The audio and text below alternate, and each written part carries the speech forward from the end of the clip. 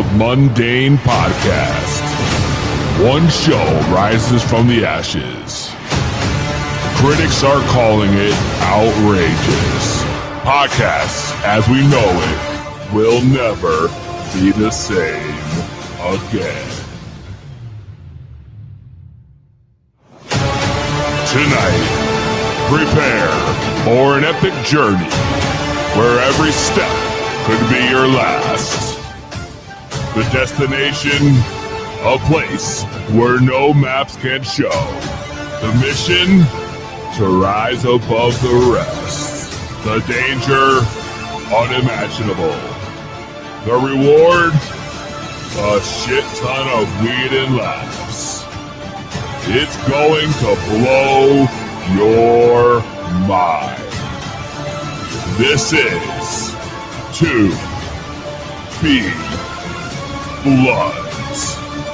So sit back, turn up the volume, grab your weed, get ready to light those bloods.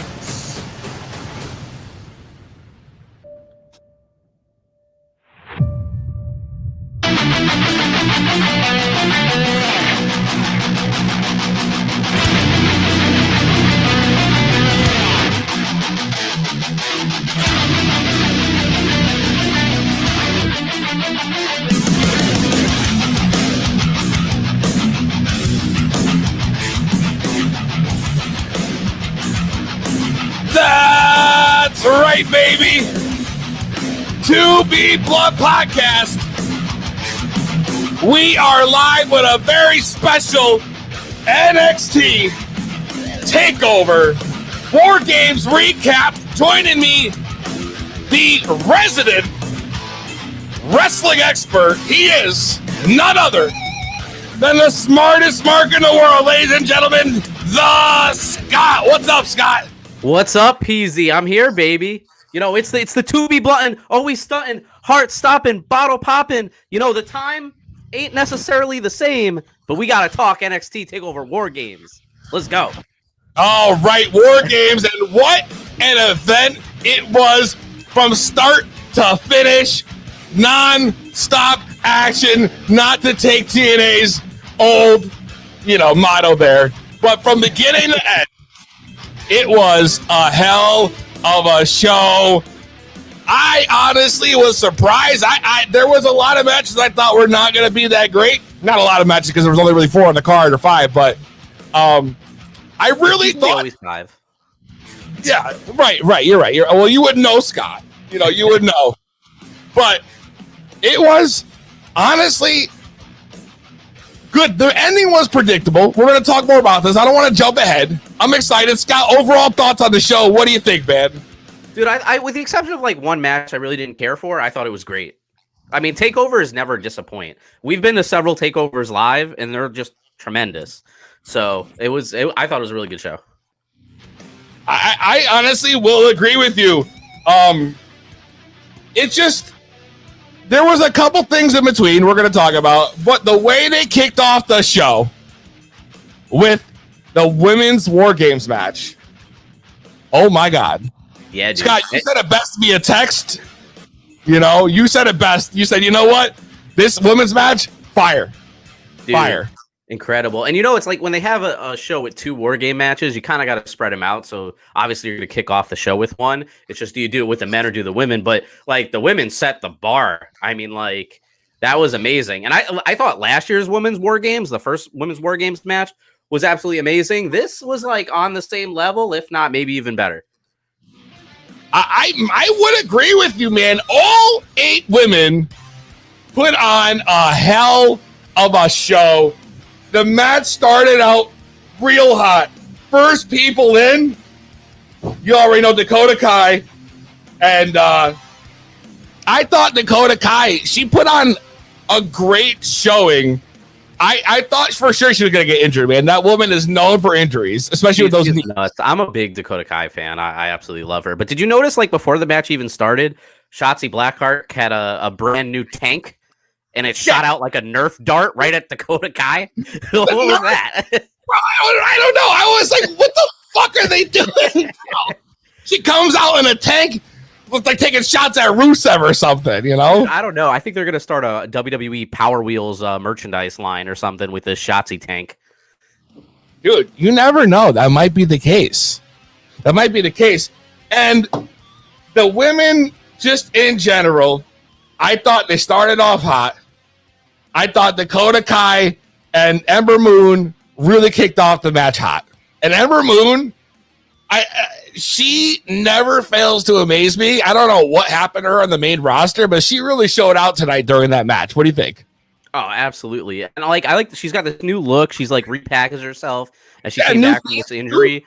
And Peasy, I want to say you were there with me, right? You went to Brooklyn Takeover too, right? I've been to a couple Brooklyn Takeovers, yeah. Because that was the one where Ember Moon made her debut.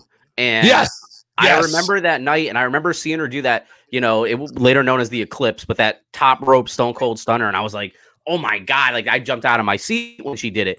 Tonight, she fucking did it on Dakota Kai over fucking 2 chairs. Over the chairs, bro. That was a hell of a spot. Now, incoming next, Rhea Ripley. Now, here's what I got to say about Rhea Ripley. Looking at Rhea Ripley, she stands out from the bunch so much in a good way. She looks like the legit total fucking package every time she's in the ring. Oh, she's complete badass. Complete badass, right? That woman was out there hard hitting. When she came in, I thought that's it. Rhea Ripley about to clean house show. Rhea Ripley is a star. I don't understand how she's not NXT champion. She was, but we'll see where she goes from here. I mean, there's big rumors about her maybe going to Raw or SmackDown after this, but we will see. Oh, no, please don't do that. I know. It's suicide at this point to leave NXT. It's literally career suicide. Anybody who leaves NXT and goes to Raw or SmackDown, it's just you might as well just give up. Yeah, as far as us watching them, yeah, it kind of sucks, but I'm sure their paycheck grows a lot more when they do. So, like, you're happy for them, but then you're kind of, like, not really happy for them. True. Another newcomer who had a good showing was Raquel Gonzalez. Oh, yeah, dude. This was, like, her first big showing. This might be her first TakeOver match. I'm not exactly sure, but I think it might have been, because I think usually she's just in somebody's corner. And she got the pin at the end. Yeah, that's what I mean. They made her look real strong at the end there. Yeah, so it's obvious where they're going that it's going to be number one contender, right, for Io Shirai's women's title. So Io Shirai also had a decent run in the match. I'm personally not a fan. All right, of Io Shirai. No, I don't know why. No, I don't know what it is, bro. It just, to me, it's not like it's not believable. Go ahead. What'd you think about her coming into the match? How she entered the match? Dude. First off, let me say, the idea for that was crazy. I mean, you spend all your time at the start of your entrance on the outside. You can't get in the ring. Every time you try, you're getting knocked off the cage or knocked through the door. And your idea is like, you know what? I'm gonna take this fucking trash can. I'm gonna put it over me. I'm gonna jump off the cage. Bro, if it was me, I would have been on the top of the cage, put the trash can on, and I probably would have fell backwards. Like, dude, I know. And then when Dakota Kai hit the double stop on the trash can, and literally the woman inside was stuck. Oh, she was smushed. She needed the jaws of life to get her out of there. She was straight smushed, bro. Straight fucking smushed, man. I was like, wow. I thought that might have been it. She couldn't get her out. I thought she was going to be stuck in there. For me, it would have had panic. It would have been straight panic for me. The garbage can out the top, the double stop, 2 big spots in the match. The women overall put on a great War Games match with Raquel Gonzalez taking the win. Scott, overall great on the match.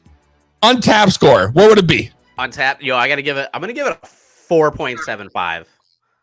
A 4.75. Yeah, that's pretty high, but yeah, I'm gonna give it up there. Yeah, that's we know what to expect in war games. We expect we expect blood. We expect, everybody to pull out the stops. We expect it to be a spot fest, and that's what it was.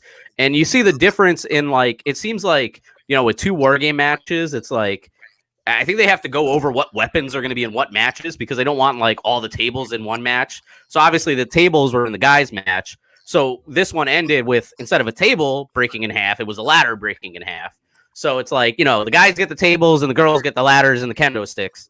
It seems how they separate it all. But yeah, the ladies put a lot on the line, and rumor has it, I guess, at least one person, severely injured enough where they've spent a decent amount of time in the trainer's room tonight. I'm not sure who, but from watching the match, it has to be Io. I mean, it has to be. I would say the same thing, man. I would imagine that if anyone was the one that was in that match, definitely Io Shirai, bro. Definitely Io. Phone lines are open, by the way, 603-847-1110. If you want to call in and talk NXT War Games, feel free to call in. Phone lines are on, man. We are in great start to the pay-per-view, and then it goes on. Tommaso Ciampa and Timothy Thatcher. Now, when I first saw that this match was coming up next, my opinion was that how are they going to follow a spot fest like War Games with a ground and pound technical match? Yeah, I mean, we kind of knew. Anything with Timothy Thatcher is like a ground and pound, grappling match. I don't know why, but Timothy Thatcher reminds me so much of Stu Hart in the way they're presenting him with his students and the grappling and how to put people into submissions. It's very, very Stu Hart to me. He also reminds me of an old school Cesaro. Oh, there you go. Yeah. I see it. Even didn't Cesaro used to rock the socks underneath the boots too, the crew socks back when he first started? He probably did. I mean, Cesaro did a lot of different things. He did a yodeling gimmick for a little bit. A yodeling gimmick? Yeah, he used to come to the ring. He used to go, yodel, yodel. I don't remember that, to be honest with you. I don't remember that. I don't think it lasted too long. But now that match starts, right? And in my opinion, the crowd was not feeling it at first. I felt like there was a lot of just boos. Okay. And granted, the crowd's what? Maybe they have 50 people? Maybe? Yeah. And maybe they piped in the boos. I don't know. But to me, I felt like the people were not feeling it because they were so overwhelmed from the previous match that this just wasn't as hype. You know what I mean? The hype was gone. But then halfway through that match, yeah, that's very true. I found myself invested with Thatcher and Ciampa. I thought that halfway through they started this hard hitting, bro. It turned into a slugfest. Yeah. Obviously, they were telling a story. It looked like the Ciampa's neck was what kept coming up a lot in that match. You know what happens every match? If it's not his neck, it's his knee. Right? So it looked like that's what Thatcher was working on and everything. But in the end, the last move, that spike pile driver, I mean, he dumped him right on his head with that. It wasn't a spike pile driver. It was a DDT. Well, whatever. I'm sorry. What my bottom line is, he was spiked on his head. It looked pretty gruesome. But at the end, what do you think about that interaction on the apron where they just had that stare down? It felt like it went on for a solid 2 to 3 minutes. Was it a measure of respect? Was it I never want to go to war with you again like this? What was that all about? No, I don't agree. I don't think it's any of those two. I think if it was just them looking at each other in disbelief, maybe I'd say, okay, possibly that was a respect thing. But Thatcher had nothing more than a mean mug on his face the whole time, bro. He was pissed he lost. Pissed. And I think that I don't think this feud's over yet. I don't think so either. But in the beginning, Thatcher never wanted any of this anyway. He didn't want any part of Ciampa. When this whole feud started, Ciampa just kind of went up to him. But Thatcher needed that win, bro. He needed that win bad. He did. But I don't know. Maybe Ciampa does too. I mean, Ciampa has been back from his last injury for maybe 2-3 months now. And what has he done? What is I get we're in a pandemic and there's like there are certain circumstances and everything, but what exactly has Ciampa done? Because Ciampa needs to get back to that top level. I love to see Ciampa actually go against Finn Balor for the belt. That's a match I haven't seen that I'd like to see. Which, speaking of which, right before that match, we saw a commercial for NXT this week, or a little promo from Finn Balor. So he'll be back. That's right. The Prince is back this Wednesday. So the focus is back on the Prince. So out of his next challenger for the title, it's one of either two people I'd like to see go after him. One being Tommaso Ciampa, the other being Pete Dunne, just for like some fresh matchup. But granted, what happened in the main event, I don't think it's going to be Pete Dunne. Pete Dunne showed out tonight, though. I thought he put on a stellar performance in the main event. Oh, absolutely. They all did. They all did. I don't think I've ever seen a match where Pete Dunne didn't impress me.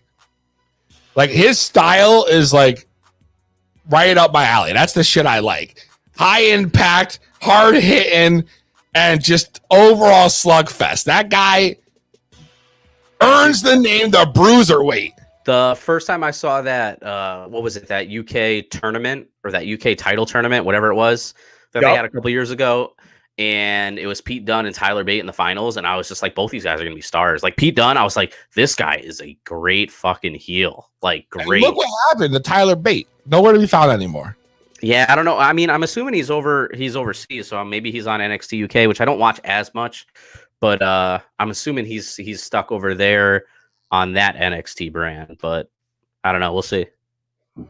I don't know, man. But I think that overall, Timothy Thatcher Ciampa impressed me. Not as great. I honestly would probably give it like a 3.5. 3.5. Yeah. That might even be a little nice. I don't know. Maybe I'll give it like either a 3 or a 3.25. A tie goes to the runner. We'll do 3.25, I guess, for that match. Tie goes to the runner. Is that how we're working it now? Yeah. Well, if I could go in between that, 3.125. How about that? Fine, 3.125. We'll go with that. All right. Now moving on. Next match that came off, Dexter Loomis, thank you, and Cameron Grimes, bro. Yeah. Now, okay, you gotta explain something to me, Scott, because I'm a little confused. When this match started, okay, I said, you know what? I can't tell based off the package and the way they're coming out to the ring, I don't know who to refer. Who's a heel? Who's a face? Yeah, I know who the face and the heel is because you've been watching. I know for me because I want to say Cameron Grimes is like my least favorite wrestler. Like of course he's everyone's least favorite wrestler. The guy's a fucking he's in my bottom 5. He's there with like Marco Stunt and like QT Marshall. Okay. But the problem is that I hate the character. I hate how he acts outside the ring. But when it came to the actual match, like I thought he was aggressive and played a good heel. Like I didn't think it was that bad. But like the whole Dexter Loomis being a face, bro, makes no sense to me. I don't understand how a guy like that could be a good guy, of our hero. He reminds me of the Boogeyman. I mean, the Boogeyman was always a face, and he was a scary motherfucker. He's not a boogeyman. It's not a gimmick. He looks like a serial killer. Well, you're not wrong. You know, like what is his gimmick? I don't even know what it is, but it's mad weird. And to me, that feels like. Do you remember his gimmick in Impact though? Back in the day, where he used to like stalk Christy Hemme. It's similar to what he was a real creeper. Yeah, yeah. He still looks like a creeper. He's still got the same gimmick going on. I don't know. Bro. To me, worst match on the card for sure. Yeah, definitely. What about like what was the point though? So it was a strap match, okay? Yep. They had a blindfold match a couple weeks ago. I think we can both agree that we probably wanted to watch this match blindfolded. But what was the point? Definitely. What was the point of Cameron Grimes having his own strap? Like when the match started, he's like, "No, use my strap. I don't want that strap." Like, what was the point of that? I didn't understand that. And I don't know if they were going to like play off with it a little bit because he did keep putting that strap around the guy's eyes, around Dexter's eyes. So I was like, did he like rub like freaking, I don't know, like freaking chloroform like all over the belt or something or the strap? And I'm like, is that why he keeps putting it by his eyes? But they never played off of it. So I just don't see the reason behind why his strap had to be the strap and not the other strap. Like, I don't get the point of all that. I kept making the joke because Frank Knox was here, but he had to stay for the live. He had to go. But me and Frank Knox making the joke that he's putting a strap on. Oh, he's putting a strap on. The strap on is here. Dude, honestly, that match they might as well just taken it right off the card. It was pointless. Overall score, I give it a 2. Yeah, I'd say a 2. Yeah, 2 or 1.75, I guess. Or I'll go in between. I'll go 1.825. But 1.82. See, you're getting real fancy. I can't put a 1.25 on Untapped. It's not a thing. I just wonder though. I noticed like Dexter Lumis, like he has like CM Punk's moveset now. Like he did the gimmick where he does the knee in the turnbuckle and then grabs the guy for the bulldog. Although Cameron Grimes reversed it. I did notice and that. And then his move that he finishes with is basically the Anaconda Vice. So CM Loomis over here. CM Loomis. Shout out to everybody watching on Facebook. I don't know what his Facebook user is who keeps commenting. And the CM stands for serial murder. You go to StreamYard.com/Facebook and it'll let you show your name in the chat so I know who the hell you are. But thank you for tuning in. Now he's about to what? Now he's about to do pie. What is pie? I don't know what that means. I don't know either. Phone lines are open. 860-384-7110. We are talking NXT War Games. One of the biggest takeovers of the year, if you ask me. Getting into it, Scott, what are you sipping right now, bro? Oh, I have I'm drinking a stout. You know, it's late, so I usually like to finish the night with a stout. It's from Treehouse, of course, and it's called Space Time Continuum. And it's a stout with coconut in it, and I think there's some cocoa in there as well. I don't have the bottle right next to me though to read it all. I'm in love with the cocoa. But yeah, it's got the hints of coconut. I'm not a big stout guy as it is, so I wouldn't rate it like super high on Untapped. Actually, I just checked it in. I think I gave it a 3.5. Speaking of coconut, I got right here Coquito. Oh, it's that time of the year. It's that time, and your boy picked up a few bottles of Coquito. I'm going to take a quick sip before we move on. You know what I mean? Yeah, buddy. Oh, my God. Coquito. We're out the bottle. I haven't had Coquito since we had High Voltage Omar on the show. HBO, who brought the Coquito right to the podcast. In studio, drove all the way from New York. But we got to keep it moving. We still have another half of the card to go through, man. NXT TakeOver. Here is the surprise match for me, bro.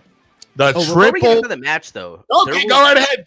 Scott, you're the wrestling expert. TakeOver. Before we get into that match, though, TakeOver. Anyway, there was a commercial before that, or there was like a video package. And I got real shook for a second because it looked like it was a crow. And I was like, wait, Sting just showed up on Dynamite. Is Stephen Borden about to show up on NXT? But it was a vulture. So did you notice that? Did you watch that with the vulture and then the TikTok? Yeah, but I didn't know. I know all about TikTok. Yeah, well, not that TikTok, but it was the promo ended with TikTok. So at first I was like, wait, Sting? Or like, what is this their counter to Sting? Like, what's going on here? Like, obviously, Sting just signed a multi-year contract with AEW. But obviously, we have to keep in mind now, I don't know, it's been 5 months or so, maybe. But Karrion Kross might be coming back soon, it looks like.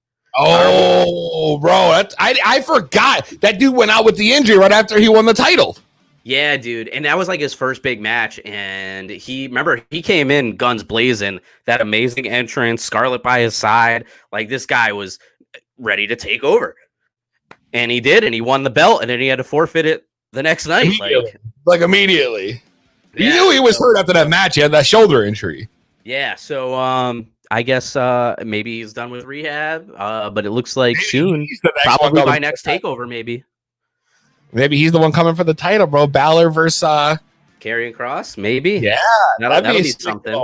Yeah, NXT's got to do something on Wednesdays now because the intrigue is there to switch over to TNT. So we'll see what they Speak do. for yourself, Scott. I'm not watching TNT. I'm not watching WCW Part 2. Part 2. You say that, but whatever. I'll be tuning in to Impact this Tuesday, buddy. Anyway, go ahead. Start it off with the next match, PZ. Next match. Oh man, the sleeper of the night for me. The match I was worried about because it felt like it was going to be too predictable. And I was honestly right, but the match itself was great. Leon Ruff, Johnny Gargano, Damian Priest, in a triple threat match for the North American title. Scott, Leon Ruff, newcomer, wins the belt out of nowhere in, as you dubbed it, 1, 2, 3 kid fashion. Yeah, I mean, we all remember 1, 2, 3 Kid when he came out of nowhere. He was jobbing for weeks on Monday Night Raw, and then all of a sudden gets the upset over Razor Ramon, and that's exactly what happened on NXT a couple of weeks ago. Is he got that upset win over Johnny Gargano, which was great, got him in the limelight and everything. At the end of the day, is he a credible champion? Not just yet, at least not to me. To put a title on, but it got people talking. Go ahead. And his performance in the match was quite impressive.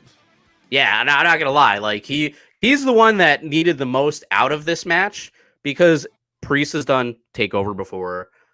Johnny Gargano has done plenty of takeovers before and has stolen the show every time. So like this was all about Ruff, and this was about him proving that he can hang with the big boys. And I think he did it. I think he did it. You know who else looked really good in that match, bro? Damian Priest. Absolutely. They all did. Oh, a guy who I thought has kind of had a little bit of a lackluster in as far as momentum goes, and it just stuck in the mid card, like stuck since he came in there looking for that North American title, feuding with all those guys, right? But tonight, the dude looked like he could be main eventer, if you ask me. The dude fucking was doing shit that fucking Leon Ruff, 150 pounds smaller of a guy, like soaking wet. Damian Priest flying throughout the ring, doing spin kicks off the top rope and shit. I was like, they gave him what, a razor's edge through the barricade? Oh my god, bro! There goes social distancing. They knocked over 2 sets of barricades off that maneuver. That spot itself was dope. The guys, all 3 of them, look great in the match. But why the fuck, bro, did they give it to Gargano again? What was the point even of having Leon win? Like, give it to Priest, I think would have been more of a shock than it would have been. I think for sure what we're going to see is we're going to see a one-on-one match with Gargano and Priest, and I'm pretty sure it's going to be on television. It's going to be a Wednesday night, not on like the next Takeover. I want to say not this Wednesday, but next Wednesday.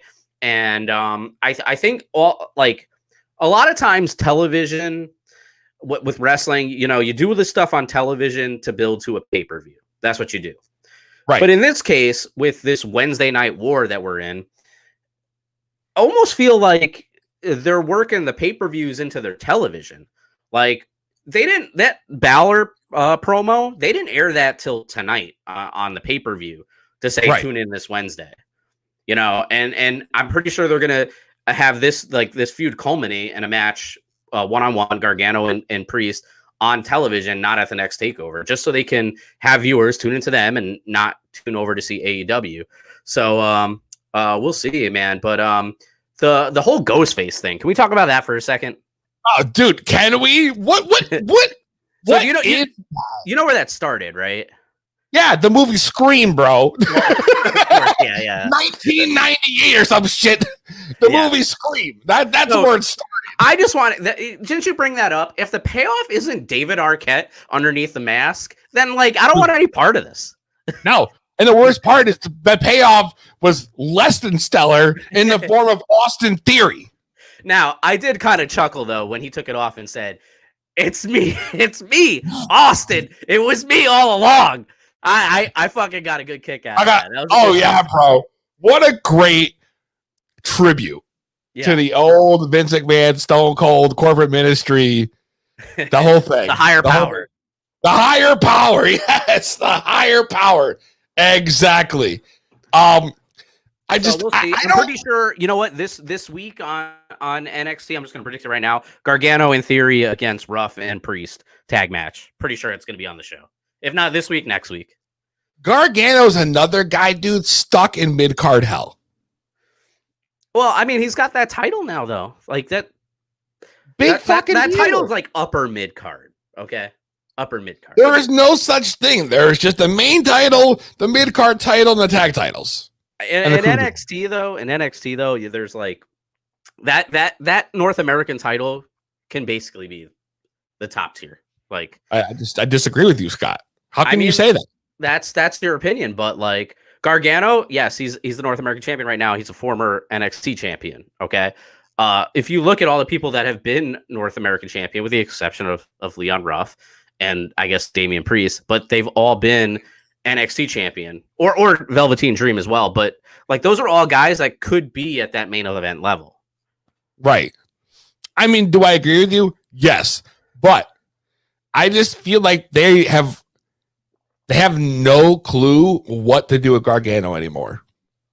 I think it's very true. I think he's been on NXT too long, to be perfectly honest. Yes. Too fucking long. They spent too fucking long having him work the same guy for fucking over a year straight. Yeah. And Tommaso Ciampa. Not going to lie, though, him and Ciampa is like one of the greatest feuds I've ever seen in wrestling. Do I agree with you? Yes. Were their matches epic?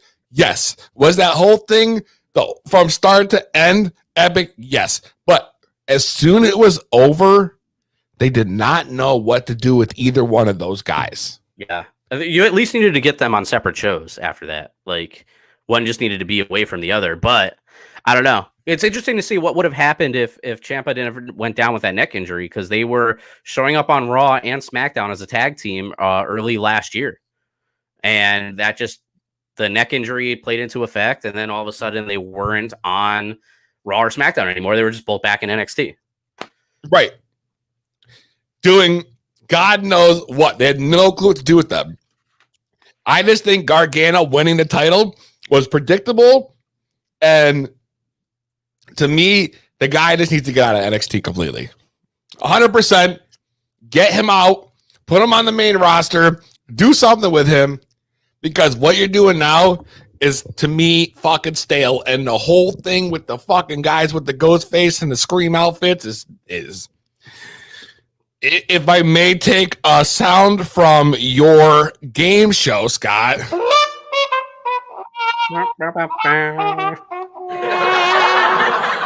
Straight poo-poo. And I'll tell you personally, though, I prefer Johnny Gargano as a babyface. I think he is just a perfect white meat babyface. Not saying he does a bad job as a heel, but I prefer him as a babyface. Him and his wife. Him and his wife too, of course. Too. We're coming out with the purple hair and the stupid bat wings. Dumb, bro. It's dumb. It don't make no fucking sense. I don't get it. I don't know, man. Do you think they're going to do something with this? Is something good going to come out of that? Or is this going to be a waste of talent? You know? Like, who do you think he drops that title to? Do you think he drops it to Damian Priest? Because who else is in line? Like, I feel like NXT right now is lacking talent. Like, that depth of talent. Like, when I think of prime NXT, I think 4 or 5 years ago, I think of Balor, Owens, Zayn, Neville, Hideo Itami. Like, those days are long gone, bro. Black. Yeah, they're gone. And I'm not saying it's like terrible now, but like it's NXT's they've definitely like dived off the end. And when you look at the talent pool on the indies, because that's where NXT plucked from, right? They plucked the best of the best from the indies. And you look at it now, and who's out there? Now, I know there's not a lot of shows running right now, but who's out there right now? There's no shows for them to be picking talent off of. And with AEW around, like, yeah, they plucked a lot of that good indie talent, right? So, like, who's left? All the indie talent. Who's left for NXT to make it exciting? Like, I don't know. At this point, they need to be part of the drafts with Raw and SmackDown. I agree, but they fucked up because they pushed, like, for example, Keith Lee.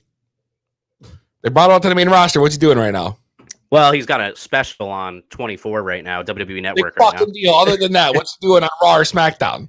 He's doing nothing. He did something last week, didn't he? I don't even remember. Which is your point. That's exactly right. Which is exactly my point. It's pointless. Let's talk about Retribution.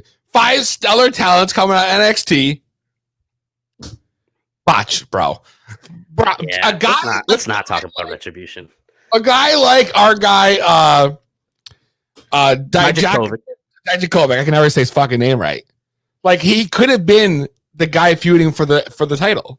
He could have been a champion. You gotta look. He's huge. He can move well. Yo, honestly, I would have loved for him to feud with Gargano next and be the next North American champion. I'd like to see him feud with Damian Priest. I think they're two big guys. I think that'd be exactly, bro. Exactly. Phone lines are open 860-384-7110 if you want to call in and talk NXT Takeover. Apparently, we're the only ones that watched it. No, I'm just kidding. I'm just kidding. But it's time to talk about the main event. The main event, the War Games. It is War Games. Undisputed Era. Verse. I don't know, is there a name for that group? Team McAfee. Team McAfee. There we go. Team McAfee. And that, my friends, is how you do a main event.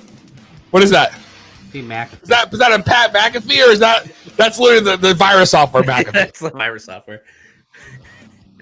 Oh my God, Scott. Really? Yeah, anyway. The main event, NXT War Games, the men. I was glued, bro, to the fucking TV. This is how you do a War Games match. Was the women's match great? Yes. Was the men's match even better? Yes. Why? Because Pat McAfee showed out tonight. That man put his body on the line. Yeah, my first holy shit moment of that match was when he did the fucking moonsault through the on Roderick Strong through the table, and I was like, oh my God. I was like, where's that coming from? Super clean. Pat McAfee, of course, they wait for him to go in last. Comes in last. Sits in the corner. Doesn't really do much. And then they set him up, bro. He hits the moonsault. He hits the fucking swanton off the top of the cage, bro. He took hella move. He kicked out a Cole's finish. Which I think was the look at Cole's face was the same look at all our faces.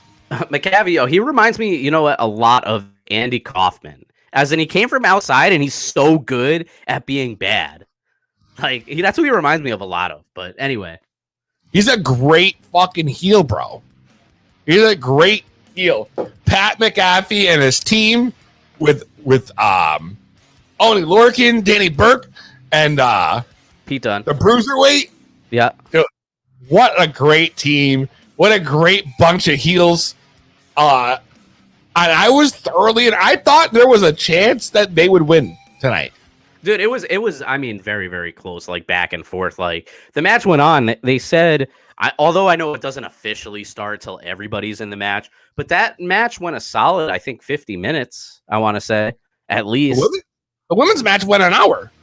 Oh, went a full hour? I mean, it might have went longer than that. I just remember at a point where Dunn and O'Reilly were like, you know, just trading haymakers, and they said that they had both been in there for 45 minutes at that point. So, yep. So yeah, it probably went close to an hour, I'm sure. There was a lot of spots in that match, bro. Oh man, that I was like, oh God, oh boy, yeah. And the tables, the chairs, the cricket paddles. Yeah, the fucking cricket paddles. The maneuvers they were busting out in that match. If the girls had kendo sticks, that means the guys had to have the crickets, the cricket pallets. Right, exactly. One of the things I liked was, did you see when it was not McAfee, but the other three, Dunn, Lorcan, and Birch, they were like between the ropes and the cage. And Cole just led the army, and they just kept going at him. Like one after the other, just kicking the shit out of them. Fucking, I don't know. I loved every minute of that. Dude, that fucking onslaught. The whole place was going nuts when they pulled that off. The NXT chants were going crazy. I thought at that point it was over pretty much. Dude, I thought the match was over about like at least 7 times, actually. At least, right? Right? Yeah, dude, like Pete Dunne gave Adam Cole the bitter end onto a fucking chair. And I was like, that's gotta be it. And when he hit, my chest hurt, bro. Dude, my chest literally fucking hurt after that. And then, I'm sorry, but Adam Cole does the Panama Sunrise on Pat McAfee, and he kicks out? What? That's what I said. It was going down. 1, 2, kick out. He kicked out of the Panama Sunrise. The whole place went nuts, bro. The whole place went nuts. And all 50 people. Yeah. And all the ones in the Thunderdome or whatever. But you know what's weird about the Thunderdome, though, I don't think those are live Thunderdome fans. What? I really don't. I could be wrong. But I signed up for the Thunderdome in the beginning, okay? And I'll get an email. Says, this isn't the Thunderdome, though, bro. It's 2 different arenas. Okay. It is 2 different arenas. Oh, so maybe you're right. But so I'm just saying, like, have you signed up for the Capital Wrestling like arena one? Oh, then maybe then I haven't. I just thought it was weird that I never got an email from WWE that says, "Oh, sign up for this or sign up for that." Like I only get the Raw and SmackDown. I never get the NXT. So, and then I saw a thing online where somebody got noticed that like their face was on an episode of NXT, and they were like, "I'm not even there," or like she's like, "I'm not even signed up for watching that. I'm actually watching AEW." She said. So it was kind of weird to me. So I felt like those are taped, but maybe they're not. Maybe you're right because it's a different. Well, all those people were reacting, though. That's a problem. Is they were reacting to the match, and that's what makes me feel like. I think the only reactions are the actual people at ringside, but you don't think so? No, bro. I don't know. Like I've seen them react to different moves and different. I was watching a little bit because I was half expecting to see you up there. Oh, really? But I feel like that's weird though, because I feel like, you know, if you're not physically there watching, so you're watching at home to be on the screen, but right. Like I could be on a 10-second delay. I could be on a 15-second delay. This person over there could be on a 30-second delay. Like this person could still be watching the first match for all they know. Like that's why I feel like it's not organic with the times of the interception, because I've never actually been physically in the Thunderdome. I've tried, but like if you're there, do you get to see it on your screen too? Or are you like you're there in front of the camera, but you're also watching it like on your television or whatever? Like that's what I'm confused about. I've never been in the Thunderdome. Have you? No, I've tried, but I've never gotten it. I've said I've gotten in, but then it kicks me out, whatever. And I only tried like 3 times. I was like, I'm turned down the invitation. So I could be wrong. If anybody's out there that knows, if they want to tell us, but yeah, I just don't believe that those interactions are necessarily live. You know what I mean? What would they be? You think they just grab tape people, bro? And then magically have them all reacting the same way to the certain moves at a certain time? Or how they're reacting. They don't zoom in on anybody. Dude, you can see the people. It's very clear as day. Okay, you know? You say you can see the people, but can you see what they're doing?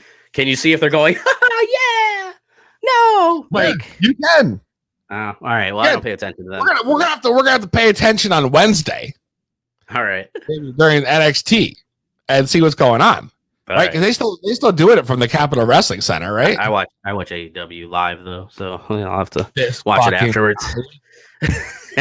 What has happened to you, Scott? You used to be the #1 WWE guy, and now you're turning into the AEW mark. I think I'm not gonna say like I've turned away. Like I still watch it all, but as a long-term wrestling fan, I just the other show is a lot more fresh for me.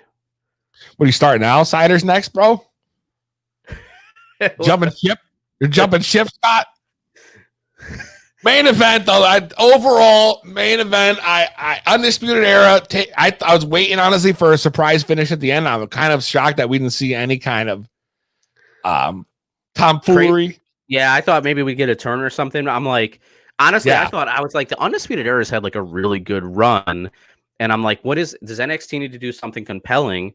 And does one of them like dissect? Like when I was watching the video packages before the match, they did a thing where like Pat McAfee kept saying he's like, oh, because like I got this team with a lot of money, and when he says that, you see Kyle O'Reilly kind of like go like this with his face, and I'm like, oh, is he gonna dissect? It didn't happen. At least it didn't happen tonight. Maybe it'll happen this Wednesday. We'll see. But I feel like Undisputed Era, yes, they are the greatest thing going. Yes, they are like amazing between their theme song, the talent level of each individual. Like I want to say all of them have been like Ring of Honor World Champion. Like the level of each of those guys is tremendous. But where do they go from here? Like who's like, okay, they got rid of McAfee's team. Like who's next for the Undisputed Era? Like now they've turned babyface, but will all four of them stay babyface? Will all four of them even stay on NXT? Like the future of Undisputed Era, I feel like is in doubt. And as I said in a text message earlier, I was like, unless if the plans like for them to have like an interpromotional like WrestleMania match with them versus like the Hurt Business at WrestleMania, like what is next for the Undisputed Era as a unit? That's what remains to be seen. I mean, I could definitely see them splitting up. I could definitely see, Roderick Strong would be an excellent babyface. Kyle O'Reilly and Bobby Fish obviously can keep running the tag scene, but Kyle O'Reilly really showed out in his main event match versus Adam Cole. And I always wonder though, where does Adam Cole, like, I don't know what his contract status is right now. Where does that end up lying for him? Because remember, like, he's like best friends and his girlfriend / maybe fiance, I'm not even sure, that works for the other company. So, and he's always backstage there a lot when he goes to visit and everything. So I could see WWE definitely throwing a lot of money at Adam Cole because he really is their future if he chooses to stay there. So I can see them throwing a lot of money at him to get him to stay. But who knows where he'll end up? That's a good question. I wonder when his contract's up. Yeah, that's what I'm not sure of. But I feel like it might be soon. I mean, I feel like that's maybe one reason why he's not the champion right now. True. You bring up a good point, Scott. You bring up a good point. Overall score for NXT TakeOver, Scott, what do you give it? What's your overall feeling for War Games? Overall, I mean, that strap match is going to drag it down a little bit. A little bit. Overall, I'm going to give it a 4, and I'm going to go 0.125. 0.125 with your fucking triple digit decimals, bro. I will give this War Games a 3.75. All right. Total. Not the best one, but definitely a solid card. Overall, another successful NXT takeover and another successful takeover recap brought to you by To Be Blunt, Scott Peasy. You already know. Scott, how's it going with quarantine, bro? Are you you get your test done yet? So I'm still in quarantine. Have not got test results back yet. You did get a test. I did. It was dude, everybody was like booked. I didn't get it till yesterday morning at a drive-through, a CVS drive-through. And they say 2 to 3 days. But then when I pulled up, there was like a sign that says like whatever, due to like, extra whatever going on right now. They're like, oh, it might be more than 5 to 7 days. So hopefully by this Thursday's show that I'll have an answer, because I've already canceled like my gym appointment with my trainer for tomorrow morning, just to be safe. I don't have any symptoms or anything. What's that? Maybe we'll see you back in studio then. Hopefully. So I'll keep you posted for sure. Excellent. Check us out this Thursday, 6 p.m. Eastern time. The highest podcast around, To Be Blunt. We will see you next time. Same weed time. Same weed channel.